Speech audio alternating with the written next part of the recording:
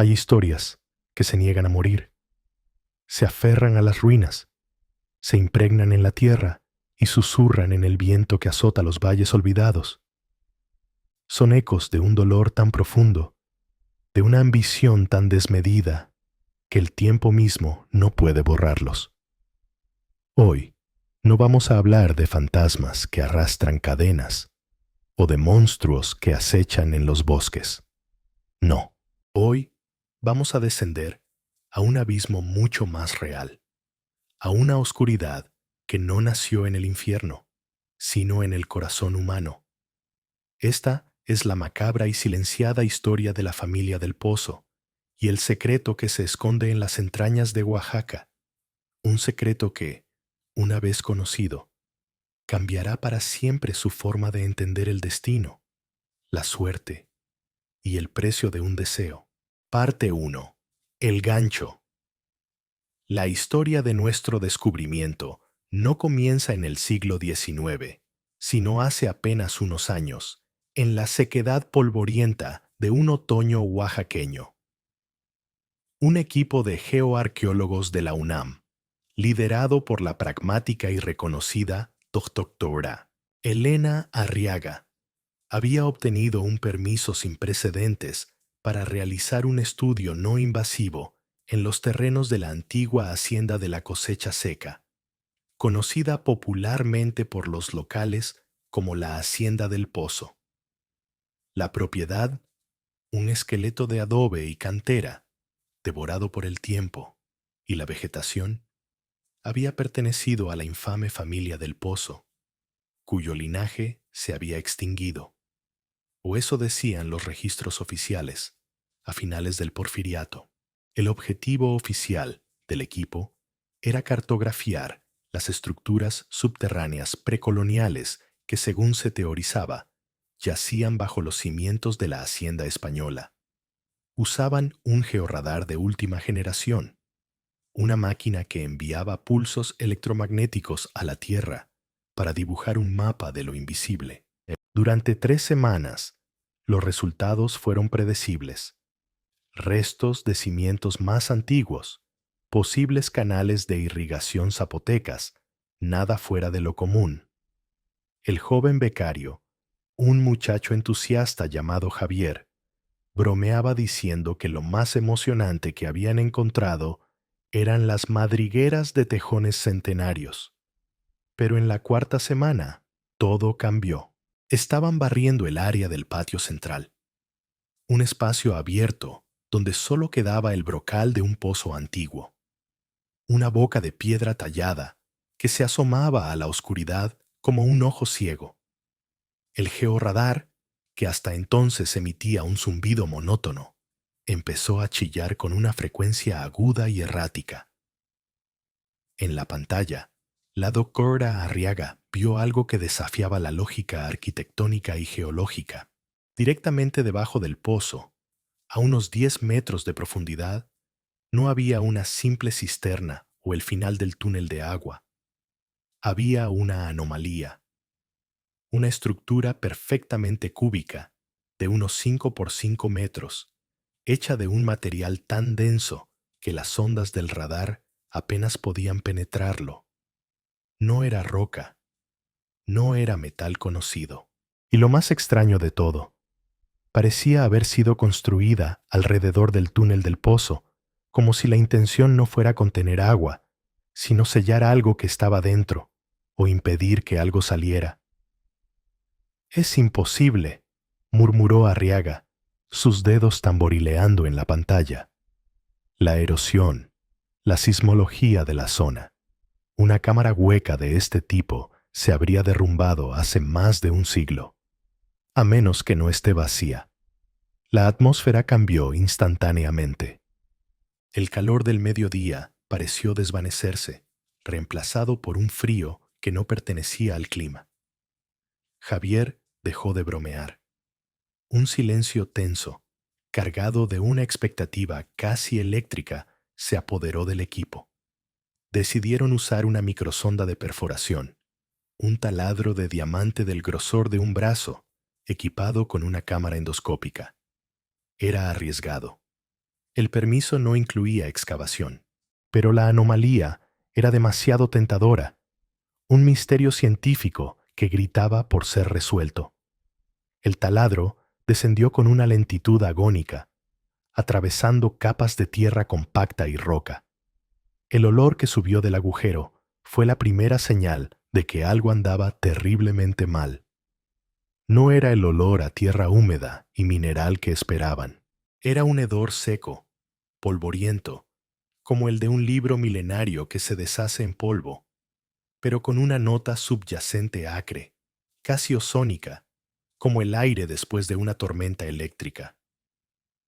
Cuando la cámara finalmente atravesó la pared de la estructura anómala, la imagen que apareció en el monitor hizo que el corazón de todos se detuviera. No había agua, no había tierra. Estaban dentro de una cámara perfectamente lisa, de un material negro y opaco que no reflejaba la luz de la sonda. En el centro exacto de la cámara, suspendido por cadenas gruesas y oxidadas que se anclaban a las paredes, colgaba un cofre de hierro. No estaba apoyado en el suelo. Flotaba en el centro del vacío, y en su superficie, apenas visible bajo una capa de polvo antinaturalmente estático, había un escudo de armas grabado, una serpiente devorando una estrella, el emblema de la familia del Pozo. La reacción fue una mezcla de euforia científica y un pavor primordial. Una cámara de vacío, un cofre suspendido. Era una proeza de ingeniería impensable para el siglo XIX. Mientras deliberaban, con las voces convertidas en susurros roncos, un coche negro, un sedán de lujo completamente fuera de lugar en aquel camino rural, apareció en el horizonte, levantando una nube de polvo rojizo. De él descendió un hombre de traje impecable, con el rostro impasible y los ojos ocultos tras unas gafas de sol. Se presentó como el licenciado Morales, representante del Patronato para la Preservación del Legado Histórico Oaxaqueño, una organización de la que nadie en el equipo había oído hablar jamás. Con una cortesía gélida, les presentó una orden judicial, firmada por un magistrado de alto nivel, que revocaba su permiso de investigación con efecto inmediato. Alegaba riesgo estructural para un patrimonio de valor incalculable. Arriaga protestó, indignada, hablando de un descubrimiento sin precedentes. El licenciado Morales ni siquiera parpadeó. Sus hombres, vestidos con uniformes de seguridad privada, comenzaron a acordonar la zona. Este hallazgo, dijo el abogado con una voz suave como la seda, pero dura como el acero, no es un descubrimiento, es la perturbación de un lugar de descanso. Y hay familias que valoran su descanso por encima de la curiosidad científica. Fue entonces cuando Javier, en un acto de rebeldía juvenil, accionó un pequeño brazo robótico de la sonda, una pinza diseñada para tomar muestras. Antes de que pudieran detenerlo, la pinza se cerró sobre un pequeño objeto que yacía junto al cofre, algo que no habían notado antes. Un diario encuadernado en cuero, sorprendentemente bien conservado. Logró retirarlo por el agujero de la perforación segundos antes de que los guardias le arrebataran los controles. Lo sostuvo en sus manos. El cuero estaba frío, anormalmente frío, y de sus páginas emanaba el mismo olor a polvo y ozono. Al abrirlo, una sola frase, escrita con una caligrafía elegante y desesperada, los recibió. Que Dios me perdone, pues la sed del pozo es infinita, y hemos enseñado al mundo a morir de una nueva manera. El licenciado Morales se les acercó, y por primera vez una emoción cruzó su rostro, un pánico helado. Su voz ya no era cortés. ¿Qué han hecho? Siseó.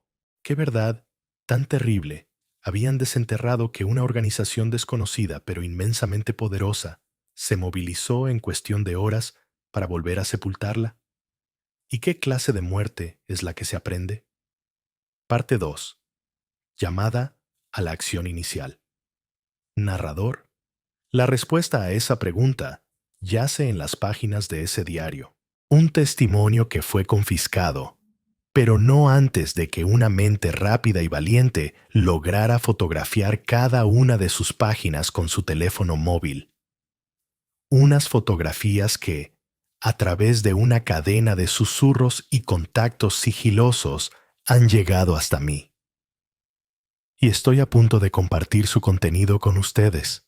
Pero antes de desenterrar la verdad completa, antes de que abramos juntos este testamento del horror, tengo un anuncio increíble para los miembros más valientes de nuestra comunidad.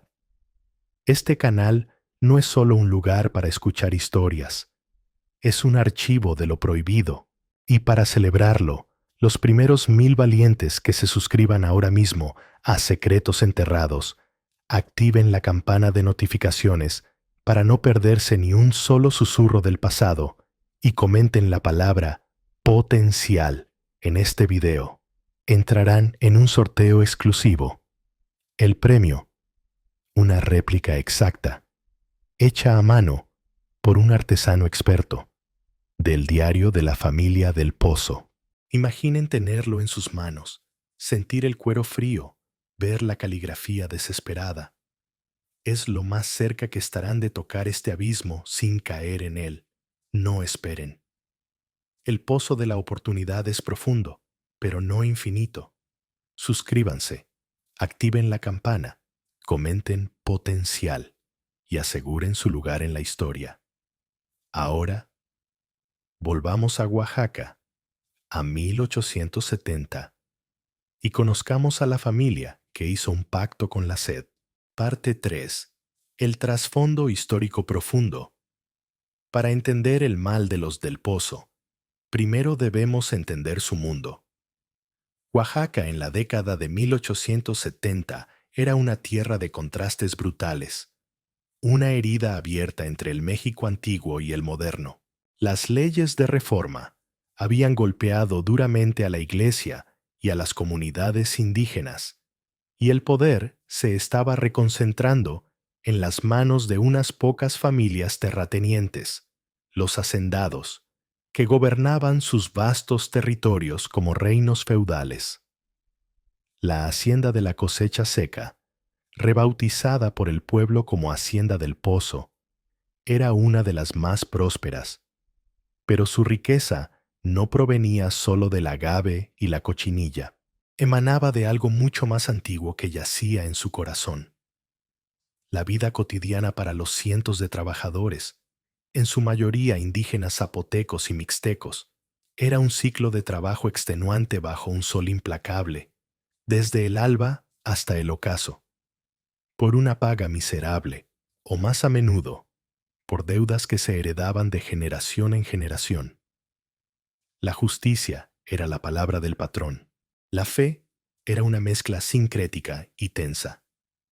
La iconografía católica impuesta sobre un panteón de dioses y espíritus de la tierra que se negaban a ser olvidados. Y en el centro de este universo de servidumbre y fervor se alzaba la familia del Pozo. Públicamente, eran un pilar de la sociedad oaxaqueña. Don Ignacio del Pozo, el patriarca, era un hombre imponente de barba plateada y ojos fríos como el jade, un calculador brillante que hablaba de progreso y modernidad mientras sus capataces usaban el látigo para imponerla. Donaba generosamente a la construcción de iglesias y escuelas, y su opinión era ley en los círculos políticos de la capital. Su esposa, doña Elvira, era la encarnación de la piedad y la caridad, vestida siempre de negro y encajes, con un rosario de obsidiana perpetuamente en sus manos, organizaba galas benéficas para los huérfanos y los enfermos. Era famosa por su sopa de los jueves, que repartía personalmente a los pobres a las puertas de la hacienda. Una fachada de benevolencia tan perfecta que resultaba casi asfixiante. Tenían 3 hijos. El mayor, Ricardo, era la imagen de su padre, pero sin su sutileza. Un joven cruel y arrogante, que disfrutaba humillando a los trabajadores y galopando a través de los sembradíos, como si fueran de su propiedad personal. La hija del medio, Isabel, era una belleza etérea y silenciosa, siempre al lado de su madre, sus ojos grandes y oscuros fijos en un punto lejano, como si escuchara una música que nadie más podía oír. Y luego estaba el menor, Mateo, un niño de unos 10 años en esa época, considerado enfermizo y frágil, raramente visto fuera de las paredes de la casa principal. Pero tras las puertas cerradas de la hacienda, bajo la capa de respetabilidad, la oscuridad supuraba.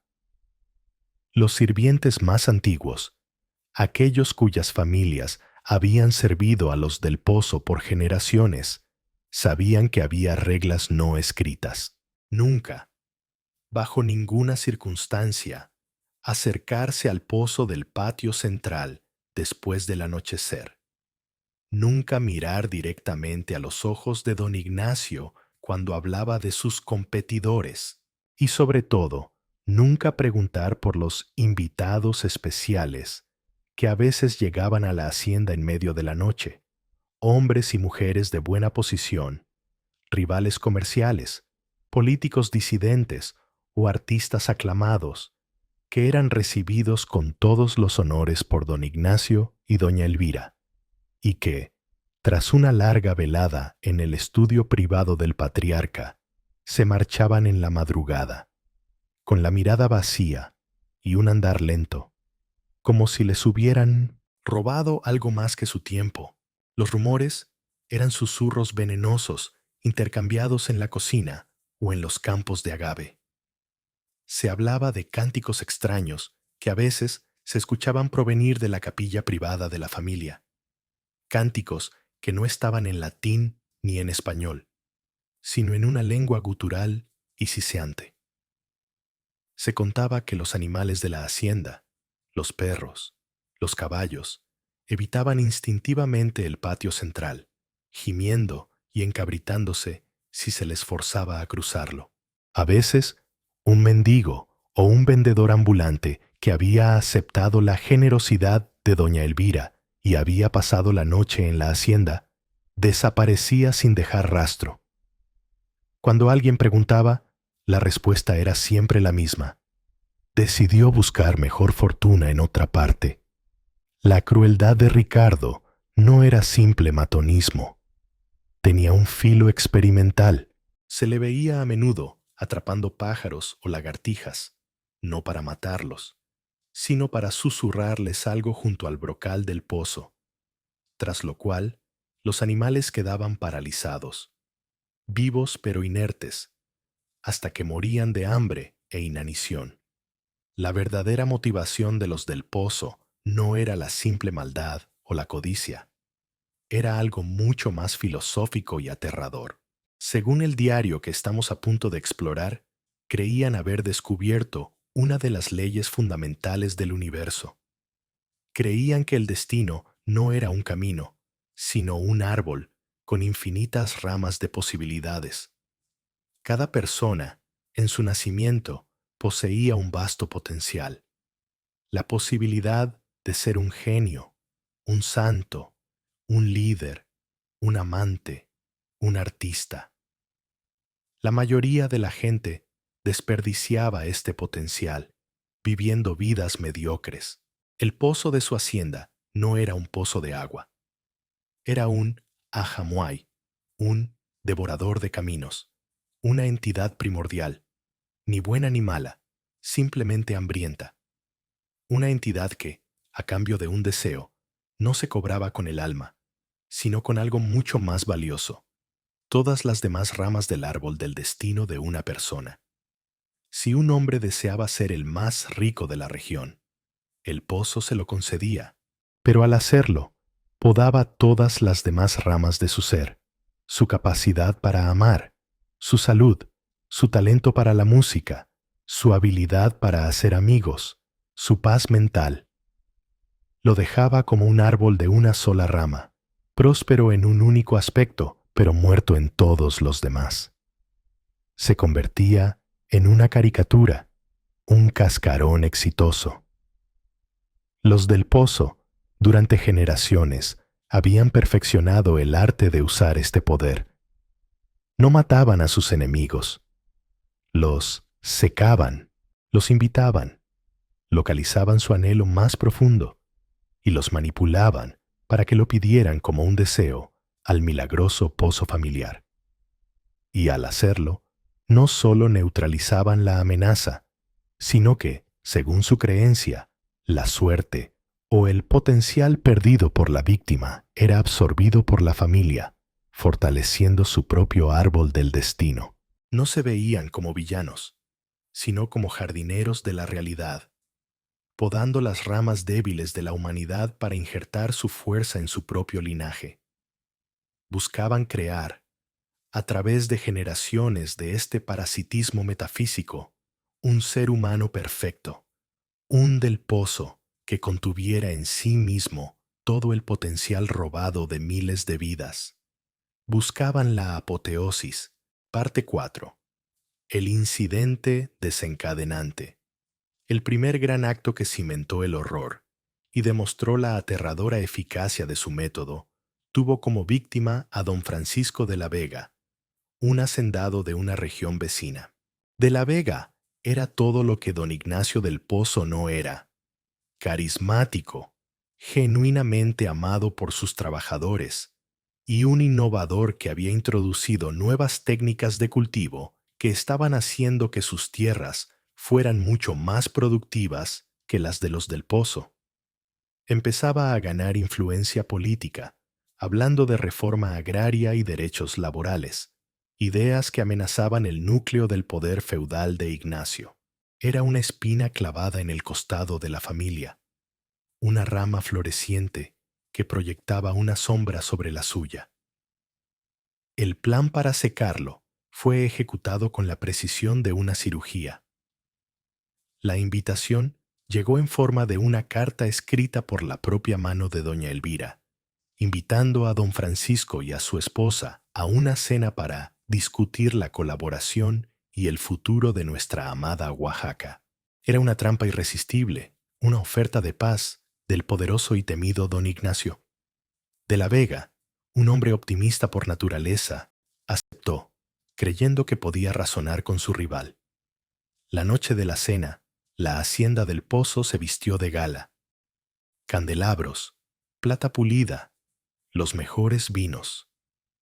Don Ignacio fue el anfitrión perfecto, encantador, atento, elogiando los logros de la Vega, haciéndole sentir como un igual. La conversación, guiada magistralmente por el patriarca, giró en torno a las dificultades de la tierra, las sequías impredecibles, las plagas. «Ah, Francisco», suspiró Ignacio en el momento justo, «usted tiene el toque de Midas con la tierra. Yo, en cambio, debo luchar cada año. Si tan solo pudiera garantizar una cosecha abundante, una sola, podría permitirme ser tan generoso como usted con mis hombres». Era la carnada. Después de la cena, bajo el pretexto de mostrarle una curiosidad familiar, Ignacio lo condujo al patio central. La luna llena bañaba el brocal del pozo con una luz espectral. «Mi familia», comenzó Ignacio con un tono reverente, «ha sido bendecida. Este pozo, mi amigo, es milagroso. Concede un único deseo a aquellos de corazón puro que beben de su agua». Hizo una seña a un sirviente, que sacó un cubo de agua del pozo. El agua era clara, pero en el fondo del cubo de madera parecía retorcerse una oscuridad antinatural. De la Vega, un hombre devoto, pero también pragmático, se mostró escéptico. Fue entonces cuando doña Elvira intervino. «No pedimos que nos crea, don Francisco, solo que honre nuestra tradición. Es un simple gesto.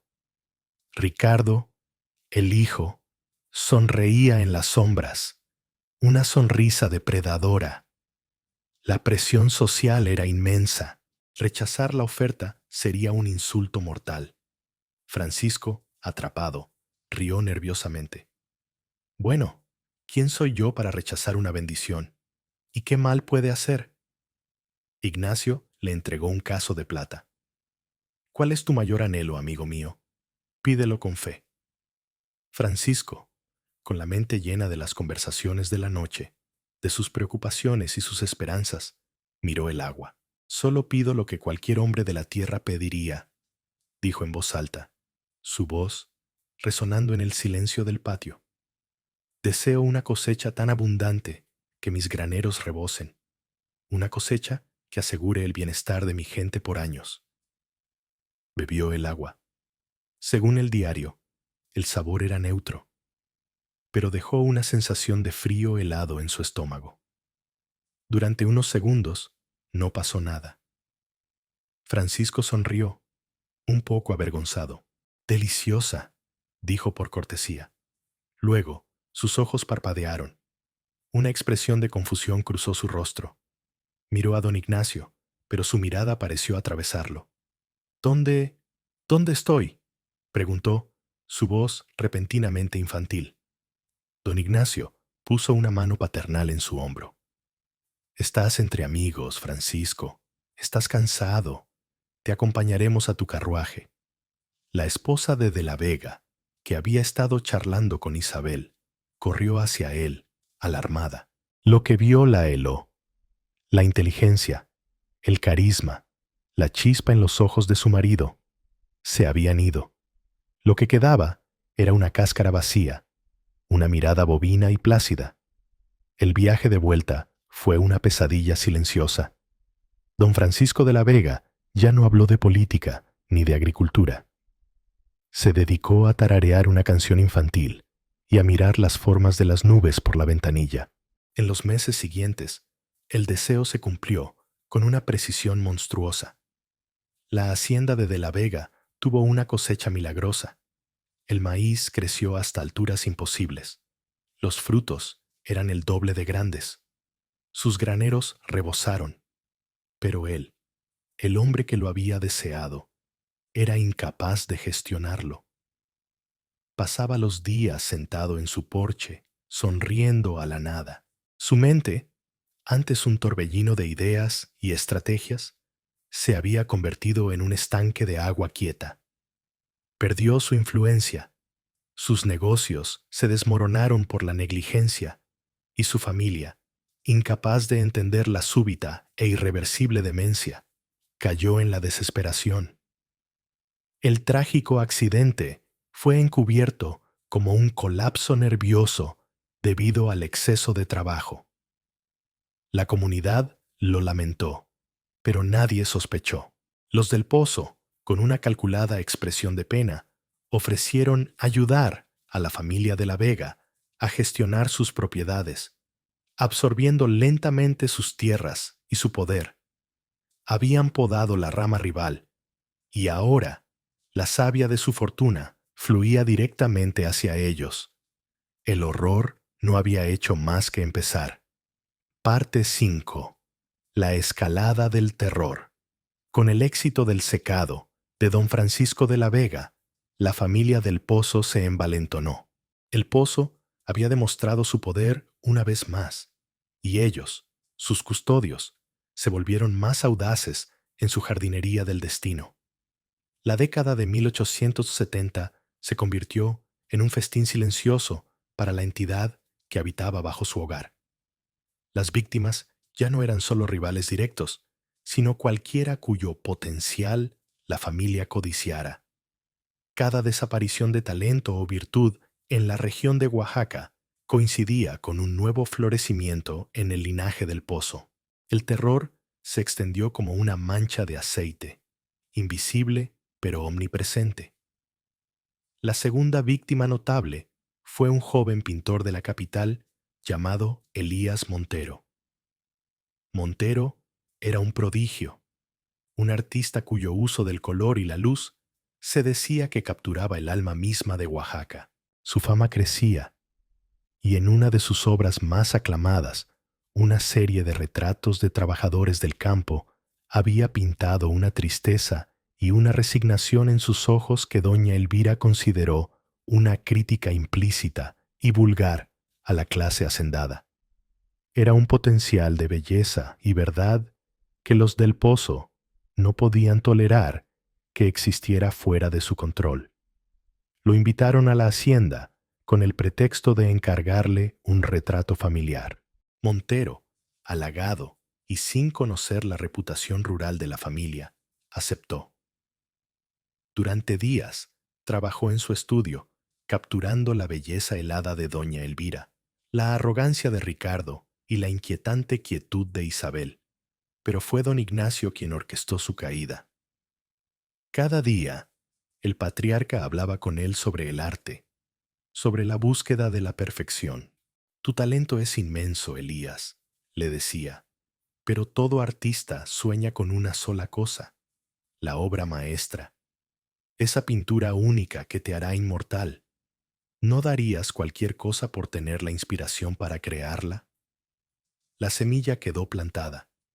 La noche antes de su partida, celebraron una cena en su honor. De nuevo, el ritual del pozo. Esta vez, la manipulación fue más sutil. Bebe, hijo mío, le dijo Ignacio, y pide lo que tu corazón de artista más anhela. Elías, joven, ambicioso y un poco ebrio por el vino, levantó el caso. Deseo... Su voz tembló de emoción. Deseo la inspiración para pintar mi obra maestra, una pintura que el mundo jamás olvide. Bebió. Regresó a su estudio en la ciudad de Oaxaca al día siguiente. Durante 72 horas, no comió ni durmió. Pintó con una furia febril, en un lienzo enorme. Cuando terminó, se desplomó. La pintura era una visión del paraíso y el infierno, una obra de una belleza tan abrumadora y aterradora que quienes la vieron no pudieron soportar mirarla por mucho tiempo. Era, sin duda, una obra maestra, pero Elías Montero nunca volvió a levantar un pincel. Su don se había agotado en un solo estallido de genialidad. Pasó el resto de sus días en un sanatorio, mirando sus manos vacías, incapaz de dibujar siquiera una línea recta. Su capacidad para crear, para ver la belleza en el mundo, para sentir cualquier emoción que no fuera un eco vacío, había sido sacrificada en el altar de una única creación. Su potencial, consumido. La tercera víctima fue una figura política en ascenso, una abogada llamada Adelaida Cortés. Era una de las primeras mujeres en graduarse de la Escuela de Leyes, una defensora de los derechos indígenas y una oradora tan poderosa que sus discursos movilizaban a las masas. Representaba un futuro para México que los del Pozo encontraban detestable. Era una amenaza ideológica. El método para neutralizarla fue diferente.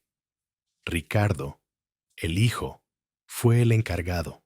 Usando su encanto superficial, se acercó a ella, fingiendo estar cautivado por sus ideas, presentándose como un joven idealista atrapado en una familia conservadora. La cortejó, le envió flores, la convenció de que era un alma gemela. Adelaida, a pesar de su inteligencia, era una mujer solitaria en un mundo de hombres. Anhelaba la conexión personal. Ricardo se convirtió en su confidente. Una noche, mientras paseaban por la alameda de la ciudad, él le habló del pozo de los deseos, de su familia, presentándolo como una superstición tonta pero encantadora. Si pudieras pedir algo, cualquier cosa para tu causa, ¿qué sería?, le preguntó. Adelaida, riendo, le siguió el juego. La lealtad inquebrantable del pueblo, dijo. Con eso, podría cambiar el país. Semanas después, Ricardo la invitó a la hacienda. presentándola a su familia como su futura prometida. En la atmósfera opresiva de la casa, Adelaida se sintió incómoda, pero Ricardo la tranquilizó. La llevó al pozo, nuestro lugar especial, y le ofreció el agua en una copa de cristal. Por nosotros y por tu sueño, le susurró. Ella bebió. El cambio no fue inmediato como en los otros. Fue una lenta corrosión. Ganó una elección local con un apoyo abrumador. La gente la seguía con una devoción casi fanática, pero su mente, antes brillante y llena de matices, se volvió rígida. Su único pensamiento era la lealtad. Se volvió paranoica, viendo traidores en todas partes, purgando a sus aliados más cercanos. Sus discursos, antes inspiradores, se convirtieron en arengas repetitivas y vacías sobre la fidelidad. Se convirtió en una tirana menor, una caricatura de la líder que pudo haber sido, consumida por el único deseo que le concedieron, perdiendo toda capacidad para la estrategia, la empatía o la visión de futuro. Su movimiento se autodestruyó, y ella terminó sus días sola, repudiada, susurrando sobre traiciones imaginarias. El terror, sin embargo, no se limitaba a estas víctimas de alto perfil. Empezó a filtrarse en el tejido mismo de la comunidad, y dos personas comenzaron a notar los patrones en la tela. El primero era el padre Antonio, el anciano cura del pueblo cercano a la hacienda, un hombre de fe sencilla que había bautizado, casado y dado la extrema unción a generaciones de lugareños. Al principio, notó algo extraño en el confesionario. Las confesiones de la gente de la hacienda y sus alrededores se volvieron superficiales. Hablaban de pecados menores, de pereza o envidia, pero la pasión, el arrepentimiento genuino, el verdadero conflicto del alma, había desaparecido. Sus rostros estaban apagados, sus voces monótonas. Luego notó que la alegría también se estaba desvaneciendo. Las fiestas del pueblo, antes vibrantes y ruidosas, se volvieron eventos apagados. La música sonaba, pero nadie bailaba con verdadero abandono. El mezcal se bebía, pero no traía risas estruendosas, solo una somnolencia melancólica.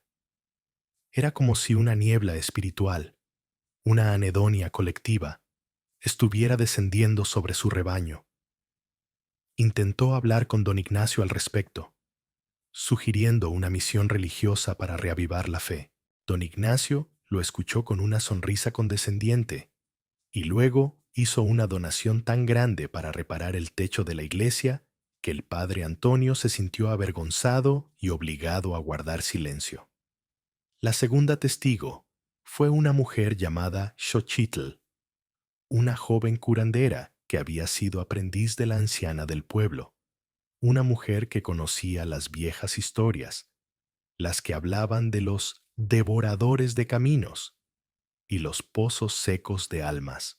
Su maestra había muerto repentinamente de una fiebre misteriosa después de advertir públicamente a la gente que no aceptara agua de la hacienda.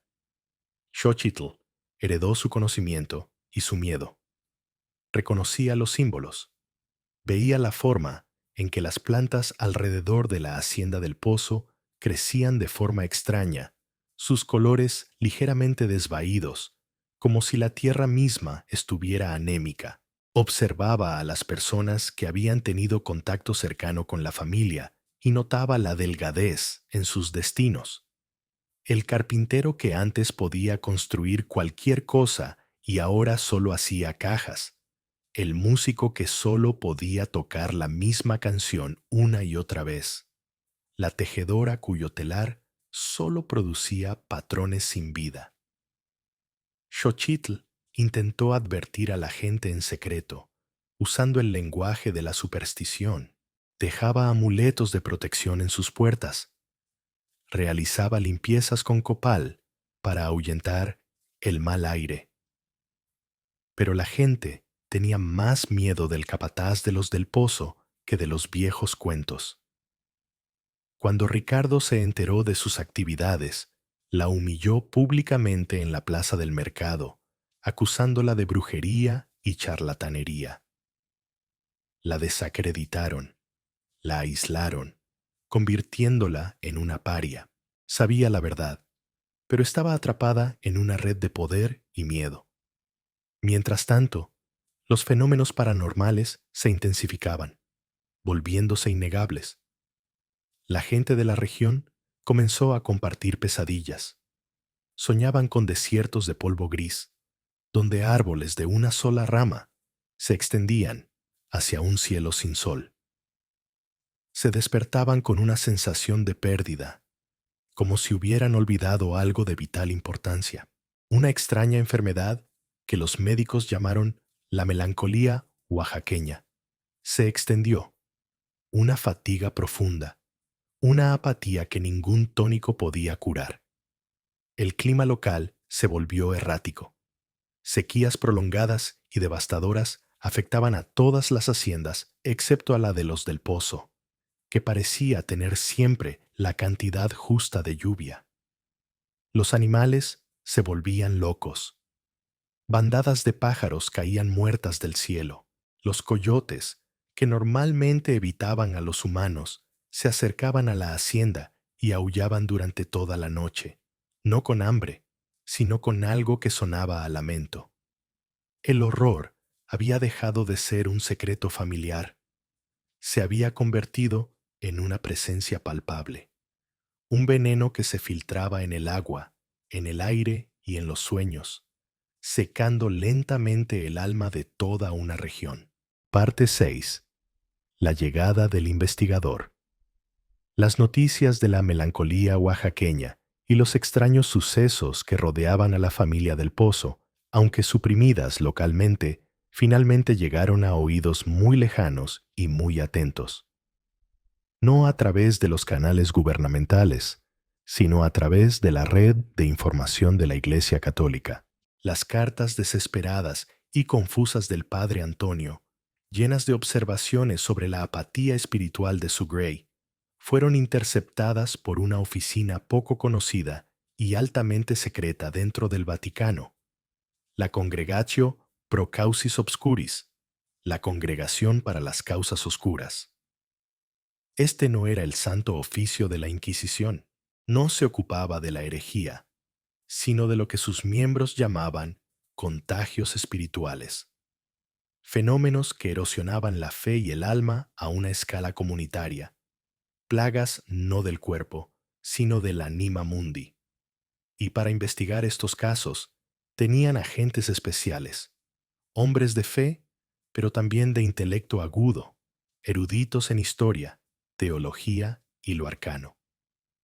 Su mejor agente era un fraile franciscano de origen español llamado Fray Benito de la Cruz. Fray Benito no era un exorcista con un crucifijo y agua bendita. Era un hombre de unos 40 años, de aspecto delgado y académico, con unos ojos que habían visto demasiado. Su reputación en la Congregatio era legendaria, pero estaba forjada en el fuego de un fracaso devastador. Años antes, había sido enviado a una isla remota en las Filipinas para investigar un caso similar. Un pueblo entero que había caído en un letargo gozoso, abandonando todo trabajo y deseo, simplemente sonriendo mientras se consumían lentamente. Benito había identificado la fuente, un ídolo antiguo que alimentaba a la gente con felicidad a cambio de su fuerza vital. Pero actuó demasiado tarde. Subestimó la velocidad del contagio. Cuando finalmente destruyó el ídolo, la mitad de la población, ya sin voluntad propia, simplemente dejó de respirar, sus cuerpos incapaces de recordar cómo funcionar sin el estímulo sobrenatural. Esa culpa lo perseguía. Lo hacía meticuloso, obsesivo, pero también vulnerable, profundamente temeroso de volver a fallar. Era el hombre perfecto para entender la sutileza del horror de los del Pozo, un mal que no mataba el cuerpo, sino la posibilidad. Su llegada a Oaxaca fue discreta. No vestía hábito, sino el sencillo atuendo de un académico viajero, presentándose como un historiador interesado en las genealogías de las familias hacendadas de la región. Alquiló una pequeña habitación en una posada del pueblo, lejos de la influencia directa de la hacienda. Sus primeras impresiones confirmaron los informes. El aire mismo se sentía pesado, opresivo. La gente se movía con una lentitud deliberada, sus rostros carentes de expresión. Notó la falta de risas de niños en las calles, el silencio antinatural en el mercado. Era una comunidad de sonámbulos. Observó la hacienda del Pozo desde la distancia, una fortaleza imponente en la colina, y sintió un frío que no tenía nada que ver con la temperatura. Escribió en su primer informe cifrado a Roma, un vacío que se ha hecho visible, una ausencia que ha adquirido masa y gravedad. Se entrevistó con las autoridades locales, quienes, con una mezcla de miedo y lealtad comprada, le aseguraron que todo estaba en perfecto orden, elogiando la generosidad de los del Pozo.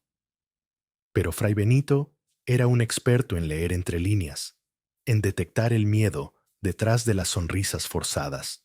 Sabía que la verdad no estaba en las declaraciones oficiales, sino en los silencios, en los archivos polvorientos y en los corazones aterrorizados de aquellos que se atrevían a susurrar en la oscuridad.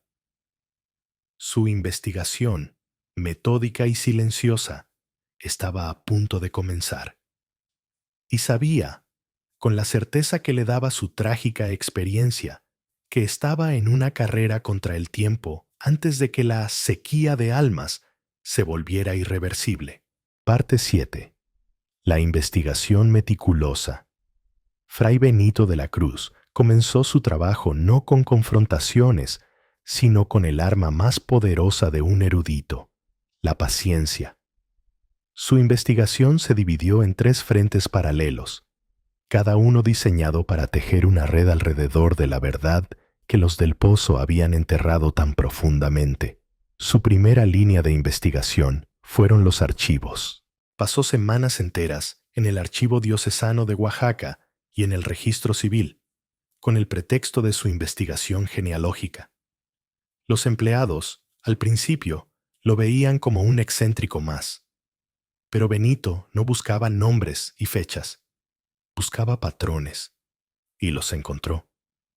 Notó una correlación inquietante que se remontaba a más de 200 años, desde que los del Pozo llegaron de España. Cada vez que la familia experimentaba un salto cuántico en su fortuna, la adquisición de vastas tierras, una concesión minera inesperada, un nombramiento político clave, coincidía con la ruina súbita e inexplicable de sus principales competidores. No eran derrotas comerciales, eran colapsos totales. Familias que caían en la locura, genios de los negocios que de repente tomaban decisiones catastróficas, clanes poderosos que se desmoronaban por enfermedades extrañas o disputas internas absurdas. Era como ver las huellas de un depredador a lo largo de la historia. El verdadero avance llegó en el archivo parroquial del pueblo cercano a la hacienda. Buscando los registros de bautismo de la familia del Pozo, encontró un libro de contabilidad de la iglesia del siglo XVIII, aparentemente mundano. Sin embargo, al pasar sus dedos por la encuadernación de cuero, sintió una irregularidad. Con una pequeña cuchilla, cortó con cuidado el forro interior de la contraportada. Dentro, oculto durante casi 150 años, encontró un delgado legajo de papeles amarillentos. No era un diario, eran las notas personales de un fraile dominico, Fray Mateo de la Asunción, quien había sido el confesor de la primera generación de los del Pozo en México. Las notas estaban escritas en un latín apresurado, mezclado con un código numérico y símbolos que Benito reconoció como una forma de criptografía alquímica. Pasó noches enteras a la luz de una vela, usando su conocimiento arcano para descifrarlo. Los pasajes que logró traducir le helaron la sangre. Un extracto decía: Dominus de puteo non deum adorat, sed sitim, puteus non aquam dat, sed viam unam. Prodesiderio, omnes alias semitas vitae devorat. El señor del pozo no adora a Dios, sino a la sed. El pozo no da agua, sino un solo camino. A cambio de un deseo, devora todos los demás senderos de la vida. Otro pasaje describía una conversación con la matriarca original. Dicit mulier, senone sefures, sed ortulanos fortunae, putant se potentialem humanum metere sicut triticum. La mujer dice que no son ladrones, sino jardineros de la fortuna. Creen que cosechan el potencial humano como si fuera trigo. El fraile describía su horror al comprender que la familia no estaba cometiendo pecados ordinarios de codicia, sino practicando una forma de parasitismo existencial. El legajo terminaba con una nota aterradora. Hac nocte ad puteum meducunt, volunt mesicare. Deum oro, ut mihi, desiderium nullum sit. Esta noche me llevan al pozo. Quieren secarme. Ruego a Dios no tener ningún deseo. Después de esa fecha, los registros mostraban que Fray Mateo de la Asunción había abandonado sus votos y desaparecido. Benito ahora sabía que no había desaparecido. Había sido la primera víctima clerical del pozo. La segunda línea de investigación fueron los interrogatorios, una danza peligrosa de psicología y manipulación. Su primer objetivo fue el padre Antonio. Se le acercó no como un investigador, sino como un hermano en la fe, compartiendo sus propias dudas y temores. En la seguridad del confesionario, pero esta vez con Benito, confesándose al padre, el anciano cura finalmente se quebró. Con lágrimas en los ojos, le habló de la niebla en el alma de su gente, de la alegría que se había ido, de las confesiones vacías. Es como si estuvieran viviendo una copia de sus vidas, Fray Benito, susurró. Todas las notas están ahí, pero la música se ha ido. No tenía pruebas, solo el dolor de un pastor que ve a su rebaño morir de hambre espiritual. Su testimonio proporcionó el contexto humano, la escala de la tragedia. Su segundo objetivo fue Xochitl, la curandera. Encontrarla fue difícil. Vivía como una paria en las afueras del pueblo. Benito no la abordó con la autoridad de la iglesia, que ella desconfiaba, sino con el respeto de un erudito. Le mostró uno de los símbolos alquímicos del diario de Fray Mateo. Los ojos de Xochitl se abrieron de par en par. Es la marca de la Jamuay, dijo, usando la antigua palabra zapoteca, el que tiene sed de caminos. Le contó las leyendas que su maestra le había transmitido, historias de una entidad que vivía en las profundidades de la tierra, que podía conceder un don a cambio de todos los demás dones que una persona poseía. Describió cómo sus ancestros sellaban esos lugares, no los adoraban. Los del pozo, dijo, no habían descubierto un milagro. Habían profanado un lugar tabú y habían aprendido a usar su veneno como arma. Su testimonio proporcionó el marco mitológico y la confirmación de que el mal era mucho más antiguo que la familia. El interrogatorio final, y más peligroso, fue con la propia doña Elvira. Con la información recopilada, Benito solicitó una audiencia en la hacienda, bajo el pretexto de querer incluir a la ilustre familia del Pozo en su crónica histórica. Lo recibieron en el gran salón. La tensión era palpable. Don Ignacio lo observaba con una frialdad analítica. Ricardo, con abierto desdén. Pero fue Elvira quien tomó las riendas de la conversación. Era una maestra de la guerra psicológica. Benito comenzó con preguntas suaves sobre la historia familiar, pero luego, con cuidado, introdujo el nombre de Fray Mateo de la Asunción. Por un instante, solo un instante, la sonrisa de Elvira vaciló. Un alma perdida, según nuestros registros, dijo con calma. La fe es una carga pesada para algunos. Benito presionó sutilmente, mencionando la extraña suerte de la familia. Elvira se inclinó hacia adelante, sus ojos de obsidiana fijos en él. La suerte no existe, Fray Benito, solo existe la voluntad. Algunos tienen la voluntad de podar las ramas muertas para que el árbol crezca fuerte. Otros prefieren vivir en la maleza de la mediocridad. Es una cuestión de estética, ¿no cree? No era una confesión, era una declaración de principios. En esa frase, Benito escuchó toda la filosofía de los del Pozo. La arrogancia de creerse superiores, con el derecho de juzgar y cosechar el destino de los demás. La conversación terminó con una amenaza velada. «Es usted un hombre de muchos talentos, Fray Benito», dijo Elvira mientras lo acompañaba a la puerta. Historiador, teólogo, un hombre con un gran potencial. Tenga cuidado de no dispersarlo en causas perdidas. A veces es mejor concentrarse en un solo y gran propósito. Era una invitación y una advertencia. Lo estaban evaluando.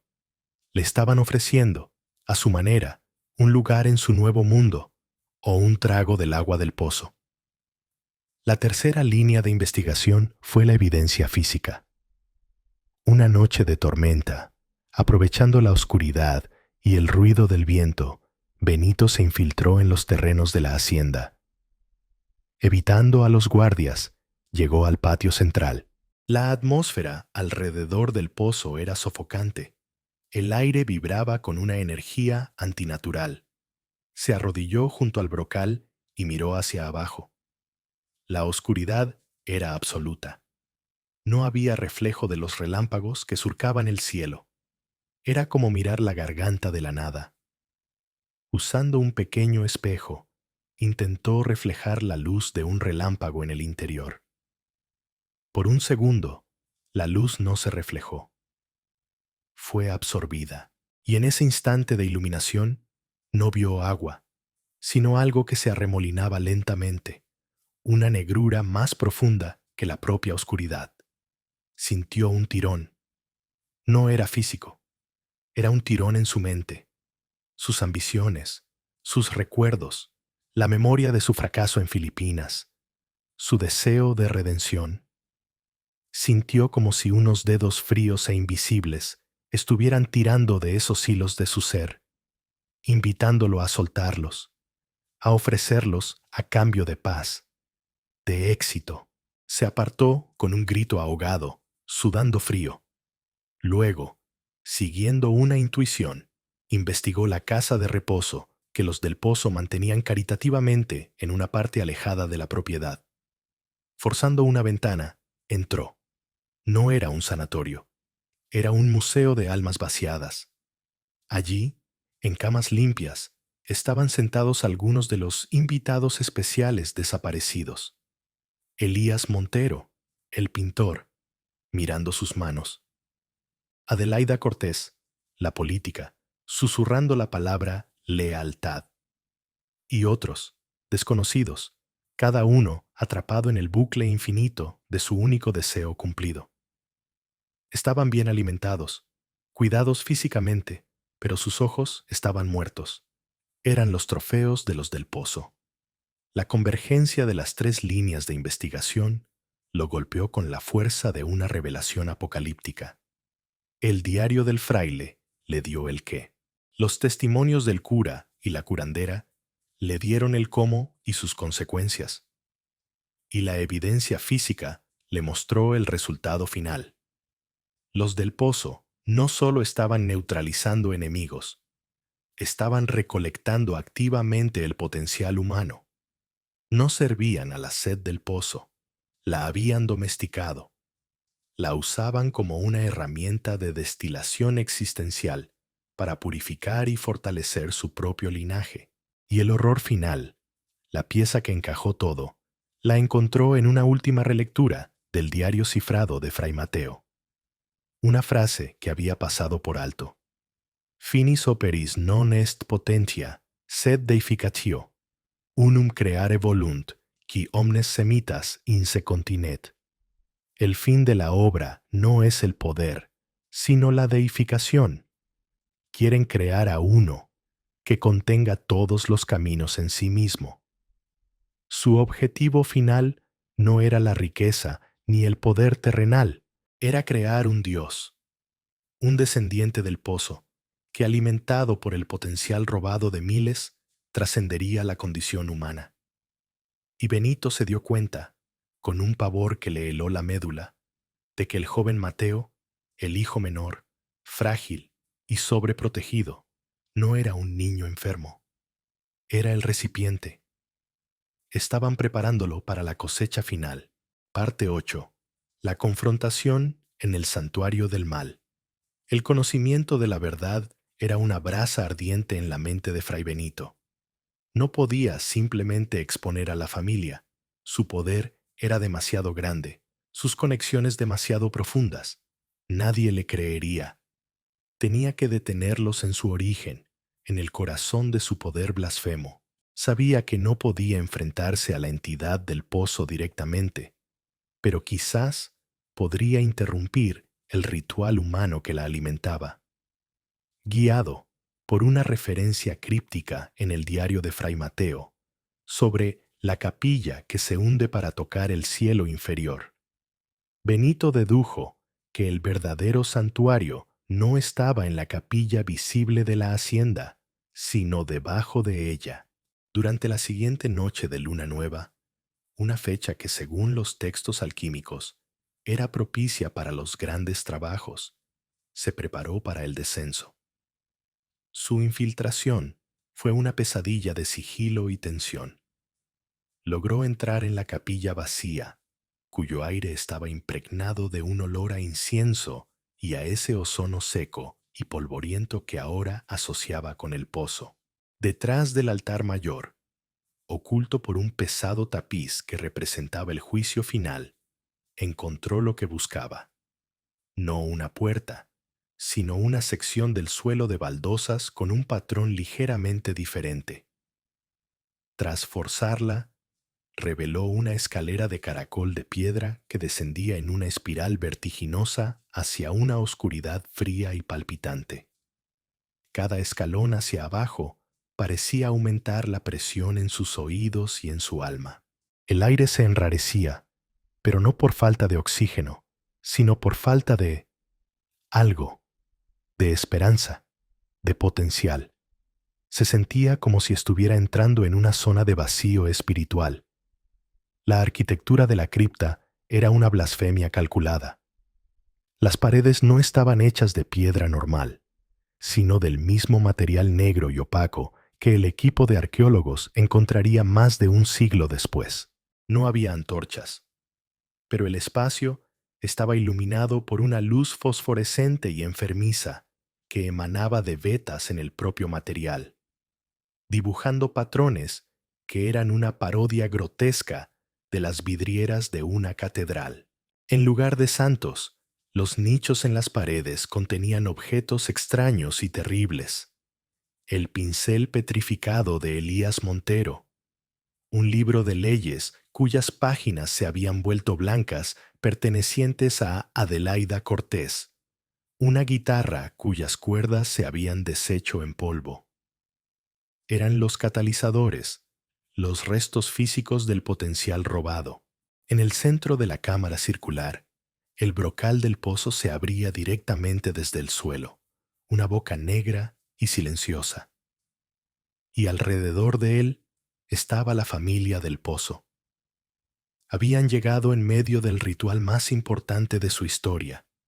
Don Ignacio, doña Elvira y Ricardo, Vestían túnicas ceremoniales de seda negra, bordadas con la serpiente devorando la estrella en hilo de plata.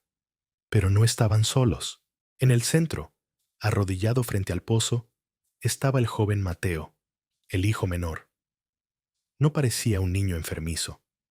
Sus ojos brillaban con una intensidad febril, vestido de blanco inmaculado. No era un sacrificio. Era el recipiente a punto de ser llenado. Estaban cantando en esa lengua gutural y siseante que los sirvientes habían descrito, y con cada sílaba, la oscuridad en el pozo parecía pulsar, volverse más densa. Fray Benito comprendió. No era un ritual de alimentación. Era el ritual de la apoteosis, la culminación de generaciones de cosecha.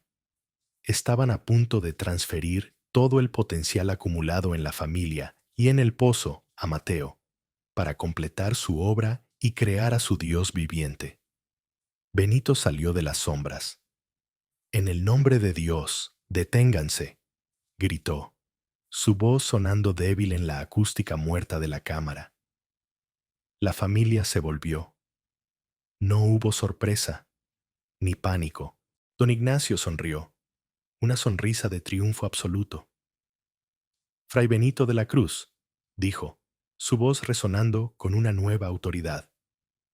«Ha llegado justo a tiempo para ser el primer testigo de la nueva creación». Creyéndose invencibles, en la cúspide de su victoria, se regodearon. Fue doña Elvira quien le explicó su filosofía, su voz apasionada con un fervor demente. «Ustedes, los siervos de su Dios del sufrimiento, nos llaman monstruos, pero son ustedes los que celebran la debilidad, la mediocridad, el potencial desperdiciado en miles de millones de vidas sin sentido. Nosotros somos los verdaderos artistas, los escultores de la humanidad. Hemos pasado siglos podando el jardín, eliminando las malas hierbas del destino para concentrar toda la belleza, toda la fuerza, todo el genio en un solo recipiente perfecto. ¿No es ese un acto de amor más grande que cualquier caridad? Crear la perfección, aunque el coste sea la imperfección». Don Ignacio continuó. «Mi hijo no será un hombre. Será la respuesta. Un ser con la sabiduría de 1000 filósofos, la creatividad de 1000 artistas, la fuerza de 1000 líderes. Un Dios para un mundo que ha olvidado cómo soñar. Y usted, fraile, con su propia y considerable reserva de potencial, habría sido una excelente adición a su ser, pero ahora simplemente servirá como el primer apóstol de su iglesia». Mientras hablaban, algo inesperado sucedió. El joven Mateo, que había permanecido en silencio, se levantó.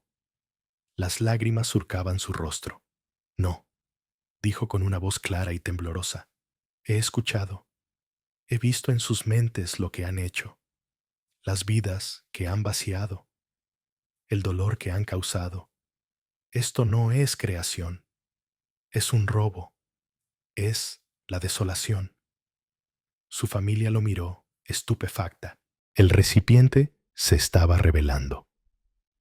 Mateo, protegido de la verdad durante toda su vida, había sido expuesto a la totalidad del plan de su familia durante el propio ritual, y su bondad innata, la única variable que no habían logrado extirpar, se reveló.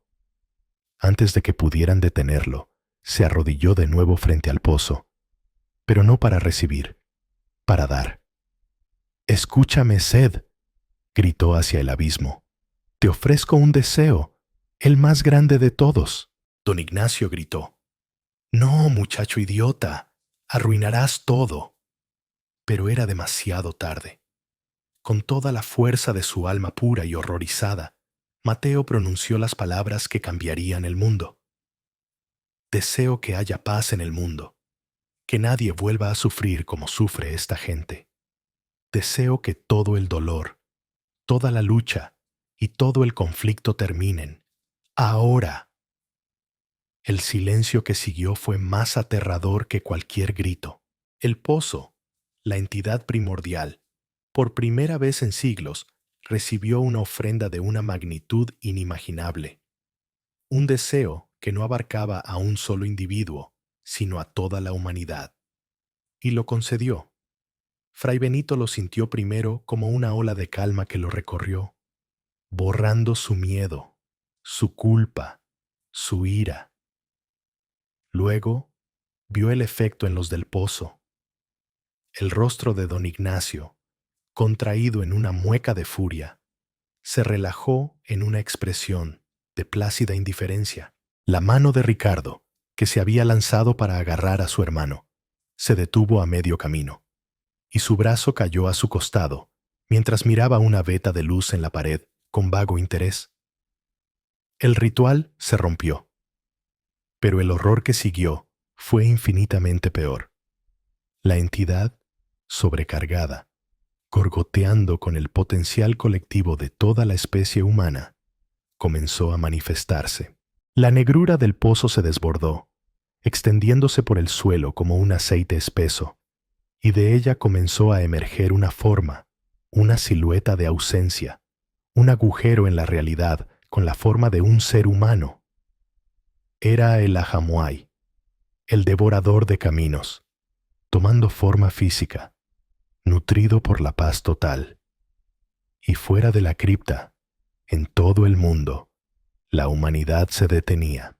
Las guerras cesaban, sí, pero también las discusiones, las competencias, las creaciones artísticas, las declaraciones de amor, los juegos de los niños. Un gris universal descendía sobre la conciencia humana. El deseo de Mateo no había traído la paz, había traído la entropía. Fray Benito, luchando contra la ola de apatía que amenazaba con ahogarlo, se dio cuenta del terrible error. No podía luchar contra la entidad. Era tan inútil como golpear el océano. Tenía que revertir, o al menos envenenar, el deseo. No tenía un objeto de poder, ni un arma sagrada. Solo tenía su propio dolor, su propia alma rota. Mirando a la forma de vacío que se alzaba, se arrodilló. No para rezar, para desear. ¡Ahamuay!, gritó, enfocando cada gramo de su voluntad. Yo también tengo un deseo. Devuélveme mi fracaso.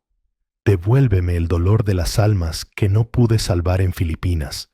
Quiero mi culpa. Quiero mi lucha. Deseo mi propio potencial para volver a fallar.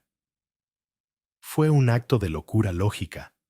Ofrecerle al pozo, que se alimentaba de potencial, el deseo de recuperar la imperfección, el dolor y la capacidad de errar. Fue como ofrecerle a un glotón un plato de veneno.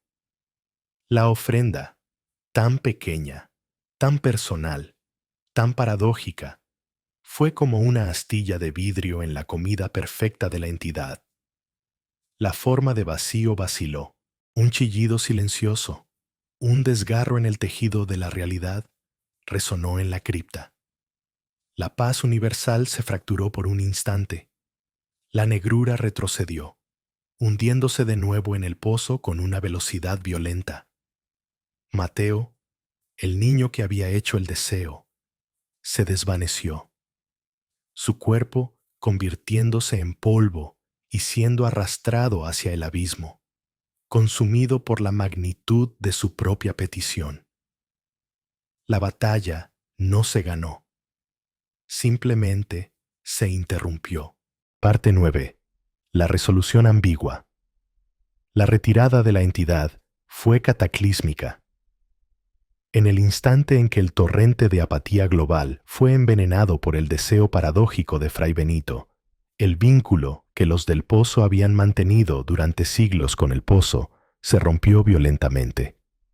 El poder que habían robado y acumulado, la longevidad antinatural y la vitalidad que les daba, los abandonó en una fracción de segundo.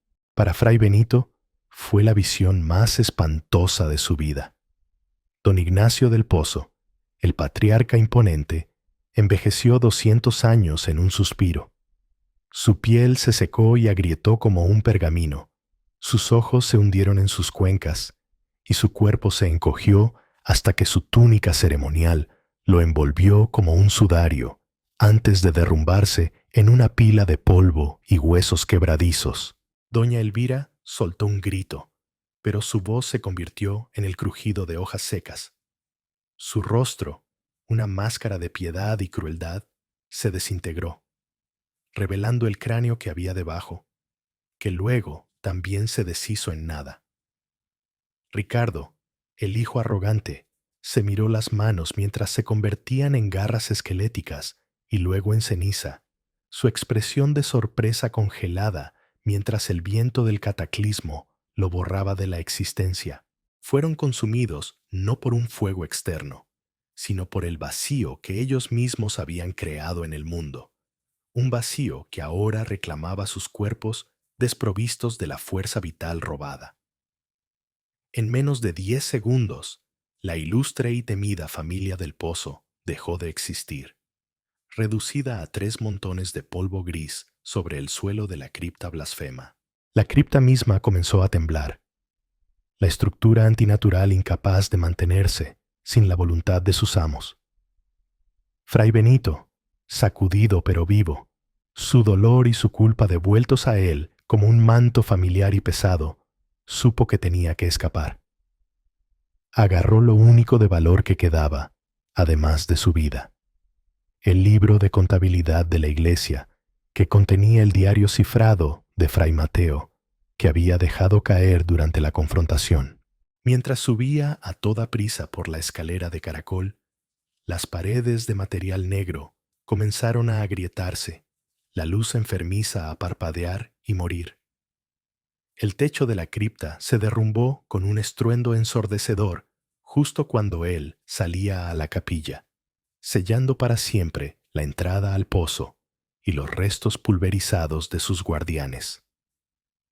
La hacienda misma pareció exhalar un suspiro de alivio. La atmósfera opresiva se disipó, reemplazada por el aire limpio y normal de la noche oaxaqueña. En los días y semanas que siguieron, Fray Benito se encargó de tejer la historia oficial, la mentira necesaria para encubrir una verdad que el mundo no podría soportar. Usando sus contactos y la autoridad implícita del Vaticano, guió la narrativa. La desaparición de la familia del Pozo se atribuyó a un incendio repentino y violento que había consumido el ala principal de la hacienda durante la tormenta. Los cuerpos, según el informe que él mismo ayudó a redactar, quedaron irreconocibles. La melancolía oaxaqueña se explicó como un brote de histeria colectiva causada por un hongo del cornezuelo en el grano local, una explicación científicamente plausible que fue aceptada con alivio por las autoridades médicas. La gente de la región, liberada de la influencia del pozo, comenzó a despertar lentamente de su letargo, como si salieran de un largo sueño. La risa regresó a los pueblos. La música recuperó su alma y los colores del mundo volvieron a brillar con su intensidad original, aunque nadie recordaba exactamente por qué se habían apagado. Fray Benito de la Cruz sobrevivió, pero la experiencia lo dejó irrevocablemente cambiado. El hombre académico y cauteloso se había ido, reemplazado por un guerrero silencioso y sombrío. Había mirado el mecanismo del universo y había visto lo frágil que era. Sabía que la entidad en el pozo no había sido destruida. Había sido forzada a regresar a su letargo, herida, quizás, por el deseo paradójico, pero seguía allí, hambrienta, esperando bajo toneladas de roca. El milagro de la paz mundial de Mateo duró apenas unos minutos, pero para Benito fue una eternidad que le demostró lo cerca que estaba la humanidad de la autoaniquilación a través de sus mejores intenciones. Abandonó Oaxaca, dejando atrás una comunidad que sanaba lentamente y una leyenda que apenas comenzaba a formarse. Su informe a la Congregatio Pro Causis Obscuris Fue una obra maestra de ofuscación y verdad.